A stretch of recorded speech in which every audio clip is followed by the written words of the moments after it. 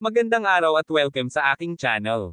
Idinadaan na lamang ng mga It's Showtime family ang kanilang pagdamay sa pinagdadaanan ngayon ng kanilang co-host na si Kim Chu sa pamamagitan ng mga biro.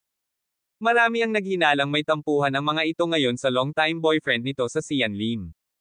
Matatandaan na sa mahabang mensahe ni Sian Lim na inilabas sa kanyang Instagram account, hindi niya diretsanang sinagot ang katanungan ng mga netizen hinggil sa estado ng relasyon nila ni Kim Chu.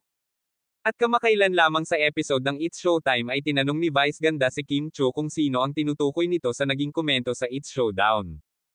Ani ni Kim: "Pag gusto mo maraming paraan, pag-araw maraming dahilan." Maging ang kanilang DJ sa show ay tila nakisali na rin sa pang-aasar ng mga host kay Kim Chu. Tila gets naman at naiintindihan ng mga madlang people kung bakit inaasar ng mga ito ngayon si Kim Chu.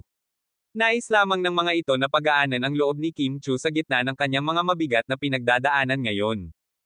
Hinala pa ng mga netizens na may alam ang It's Showtime family sa pinagdadaanan ngayon ni Kim Chu at ng nobyo nitong si Sian Lim. Sa kabilang banda ay marami pa din ang naniniwala ngayon, lalo na ang mga fans ng Kim C, na maayos pa rin ng dalawa ang kanilang relasyon.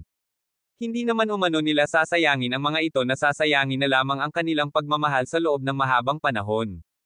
Siguro ay kulang lang sa pag-uusap ang dalawa.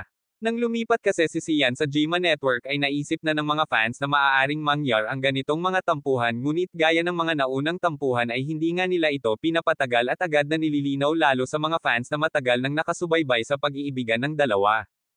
Matatandaan na sa mahabang mensahe ni Sian Lim na inilabas ni Sian Lim sa kanyang Instagram account, ngunit hindi niya diretsahan na sinagot ang katanungan ng mga netizen hinggil sa estado ng relasyon nila ni Kim Chu.